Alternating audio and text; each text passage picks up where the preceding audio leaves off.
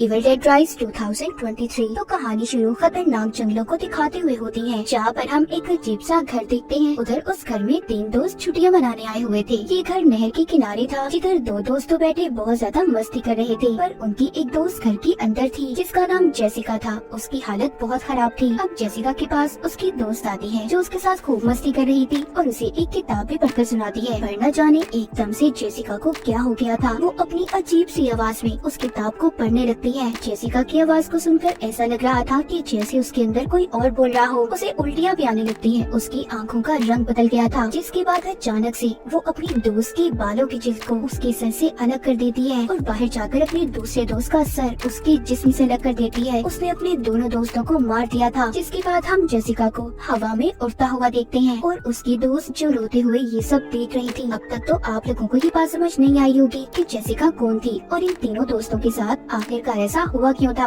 ये सब जानने के लिए हमारी कहानी एक दिन पीछे जाती है, जहाँ से ये सब कुछ शुरू हुआ था। तो हम एक पुरानी बिल्डिंग को देखते हैं, जिसके एक अपार्टमेंट में एली नाम की औरत अपने 3 बच्चों के साथ रहा करती थी। वो अपने हस्बैंड से अलग अपने बच्चों के साथ रहती थी। एक रात एली की बहन उसके घर पर आती है, जिसका नाम बेथ था। बेथ एली के घर पर आकर उसके बच्चों को तोहफे देती है, जो वो उनके लिए लाई थी। बेथ एली के हस्बैंड के लिए भी तोहफे लाई थी, क्योंकि वो ये बात नहीं जानती थी कि उसकी बहन अपने हस्बैंड के साथ नहीं रहती। जब बेथ एली से उसके हस्बैंड का पूछती है तो एक उदासी वाला माहौल बन जाता है। इसीलिए एली अब बेथ से बात करने के लिए अपने बच्चों को बाहर पिज्जा लेने के बहाने भेज देती है, ताकि ये अकेले में अपनी बहन से बात कर सके। फिर जब बेथ को अपनी बहन के हस्बैंड के बारे में पता चलता है, बेथ अपनी बहन से कहती है कि उसे इस बारे में उसे बताना चाहिए था। उधर बच्चे जब पिज्जा लेकर वापस आ रहे थे तो अचानक से अर्थक्वेक ज़लज़ला आ गया था। एली के तीनों बच्चे कार पार्किंग में बैठ जाते हैं। थोड़ी देर बाद सब कुछ ठीक हो गया था, पर बात सिर्फ इतनी सी नहीं थी। एली का बड़ा बेटा डैनी देखता है कि ज़लज़ला आने की वजह से कार पार्किंग में एक बहुत बड़ा सुराख हो गया था, इतना बड़ा कि वो उसके अंदर भी जा सकता था। अब डैनी ये सब देखने के अंदर क्या हो सकता है, वो सुराख के अंदर चला जाता है, जहाँ पर उसे कुछ किताबें और रिकॉर्डेड ऑडियो टेप्स मिलती हैं और टेप के ऊपर पार्ट 1, 2 और 3 लिखा हुआ था। उसे कुछ प्रीस्ट फादर की तस्वीरें भी मिली थी। साथ ही उसे वहाँ पर बहुत से होली क्रॉस भी नजर आते हैं, जिनको देखकर ये बात तो साफ थी कि यहाँ पर किसी बुरी ताकत को कैद करने का एक्सॉर्सिज्म जादू किया होगा। वहीं पर वो एक कब्र को भी देखता है, जिसमें से जीसस क्राइस्ट की भी मूर्ति निकलती है। उसे उस कब्र से एक किताब भी मिली थी, जो कपड़े में ढांपी हुई थी। यानी बिना कुछ जाने उसे अपने साथ ले जाता है। उधर ऊपर इनकी मॉम एली अपने बच्चों के लिए परेशान हो रही थी, क्योंकि उन्होंने टीवी पर इस खबर को सुना था कि ज़लज़ले की वजह से आसपास की बिल्डिंग्स को बहुत नुकसान हुआ है। इसीलिए एली अपने पड़ोस में एक लड़के के पास जाती है, उससे अपने बच्चों को ढूंढने के लिए मदद मांगती है। साथ ही वहाँ पर एक बुजुर्ग लेडी भी थी। मगर थोड़ी ही देर बाद एली के बच्चे लिफ्ट से घर में आ गए थे, जिन्हें देखकर एली बहुत डांटती है और ये भी कहती है कि जब ज़लज़ला आए तो लिफ्ट का इस्तेमाल नहीं करना चाहिए। इतना कहकर वो अपना काम करने लॉन्ड्री के लिए कपड़े लेकर लिफ्ट से जाने वाली थी। उधर डैनी उस किताब को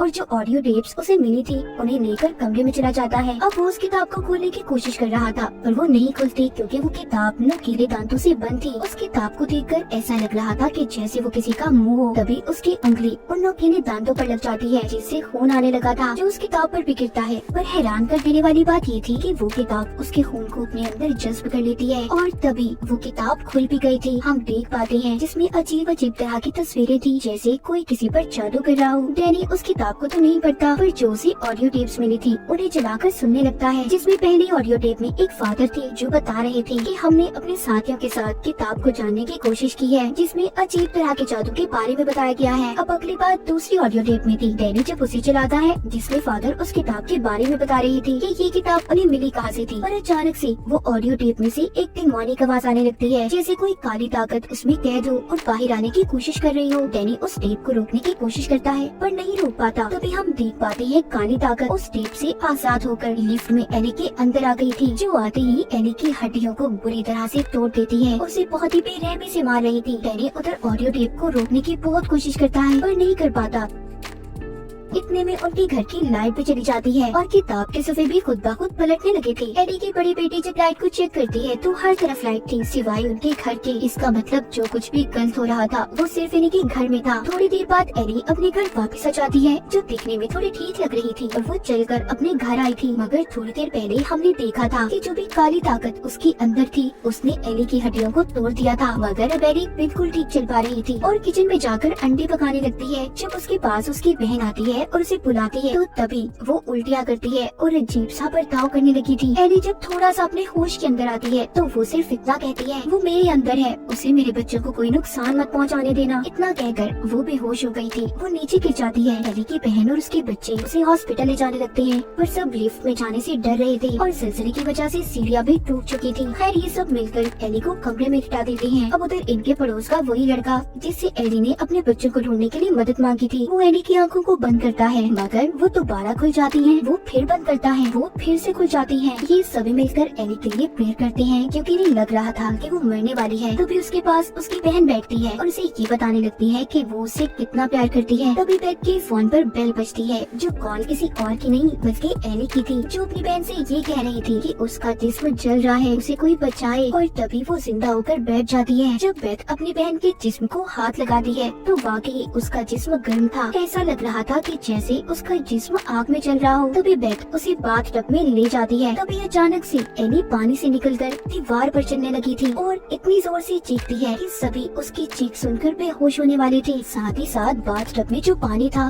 वो भी उबल रहा था। एली एक एक कर सभी पर हमला करती है। वो अपनी बेटी को मारने की कोशिश कर रही थी। तभी उसका बेटा डैनी एली को पीछे करता है, क्योंकि वो जानता था कि उसके मॉम के अंदर कोई काली ताकत आ गई है। यहीं पर एली अपने पड़ोस में रहने वाले लड़के की आँख को भी निकाल देती है और दूसरे पड़ोसी के मुंह में फेंक देती है। इस बात का फायदा उठाकर बेथ अपार्टमेंट के दरवाजों को बंद कर देती है। उसके साथ डैनी के बच्चे भी थे। अब बेथ एक सुराग से देखती है, घर के अंदर जितने भी लोग थे एली ने सबको मार दिया था। बाहर एली की बेटी अपने भाई डैनी से लड़ती है, क्योंकि वो भी जान गई थी कि सब कुछ उसी की वजह से हुआ है। उसने टेप रिकॉर्डर को चलाया था और उस जादुई किताब को खोला है। इधर ये सब आपस में लड़ाई कर रहे थे। उधर एली अपनी सबसे छोटी बेटी को अपनी बातों में पहला फुसलाकर उससे थोड़ा सा गेट खुलवा लेती है। एली की बड़ी बेटी के साथ भी अब अजीब होने लगा था। उसके चेहरे पर अजीब से निशान आ रहे थे और मुंह से कीड़े निकलते हैं। जब एली की बड़ी बेटी के पास जाती है तो वो किचन में कांच के टुकड़े खा रही थी। इसका मतलब वो भी उस काली ताकत के कंट्रोल में थी, जिस काली ताकत के कंट्रोल में एली थी। इसका मतलब ये था कि एली की बड़ी बेटी भी उसकी तरह पोसेस्ड हो चुकी थी। वो अपनी आंटी बेथ पर हमला करती है और साथ ही अपनी बहन को मारने की भी कोशिश कर रही थी, मगर उसकी छोटी बहन अपनी डॉल को उसके सर पर मारती है और अपने आप को बचा लेती है। अब बेथ को भी डैनी सब बताता है कि ये सब उसी की वजह से हुआ है। अब बेथ सब जानने के बाद डैनी के कमरे में जाती है ताकि वो आखिरी टेप रिकॉर्डर को सुन सके। बेथ हेडफोन लगाकर टेप रिकॉर्डर को सुनने लगती है कि जो भी गलत हो उसी के साथ हो, कोई और उसे ना सुन सके। बेथ जब तीसरी और आखिरी रिकॉर्डिंग को सुनती है तो यहाँ पर अब बेथ को सारी सच्चाई का पता चलता है। असल में ये किताब एक प्रीस्ट फादर को मिली थी और वो इस किताब को पूरा पढ़ना चाहती थी, लेकिन फिर चर्च वालों ने फादर को चर्च से निकाल दिया, क्योंकि ये एक डिमोनिक किताब थी। ये इंसानी जिन से बनी थी और इस पर इंसानी खून से लिखा हुआ था। इस किताब में हेलदोजर के खतरनाक डीमंस को बुलाने की तरीके थे और इन्हीं सब बातों को वो फादर समझना चाहते थे। अब यही बातें बेथ बैठी रिकॉर्डिंग में सुन रही थी। सब बातें सुनकर बेथ को भी यकीन आ गया था। उधर किचन में एली की बड़ी बेटी डैनी पर हमला करती है और उसे जला देती है। जिस कमरे में बेथ थी वहाँ पर भी एली आ गई थी। बेथ उससे लड़ने की कोशिश करती है। एली यहाँ पर अपने मुंह से ये आवाज निकालती है, मैं जो भी हूँ तुम मुझे आसानी से हरा नहीं सकती। अब बस बेथ और एली की छोटी बेटी ही बची थी। एली अब यहाँ पर बेथ को मारने वाली थी। तभी एली की छोटी बेटी बेथ को कैंची देती है, जो बेथ एली के मुंह में डाल देती है, जिससे वो कुछ वक्त के लिए रुक गई थी। बेथ गन लेकर दरवाजे को तोड़ने वाली थी। तभी एली जाग जाती है और बेथ गन से एली पर ही गोली चला देती है, जो जाकर उसके पाँव पर लगी थी। एली अपनी छोटी बेटी को अपनी मीठी मीठी बातों में फंसाने की कोशिश करती है, पर उसकी छोटी बेटी सुनकर ये कहती है, you are not my mom, तुम मेरी मॉम नहीं हो। अब वहाँ पर एक एक कर जो लोग एली ने मारे थे वो जिंदा होने लगते हैं और ये कहते हैं कि शाम तक कोई भी नहीं बचेगा। यहाँ से बेथ और एली की छोटी बेटी के पास भागने के अलावा कोई और रास्ता नहीं था, पर जो लिफ्ट थी वो बंद थी और दरवाजा भी बंद था। उस लिफ्ट के अंदर चाबियां फंसी हुई थी, क्योंकि जब एली पोजेस्ड हुई थी तो उसके हाथ में ये चाबियां थी। एली की बेटी अब चालाकी से उस लिफ्ट को चलाकर चाबियां निकाल लेती है और लिफ्ट भी चलने लगी थी, मगर हम देख पाते हैं कि एली की बड़ी बेटी और डैनी,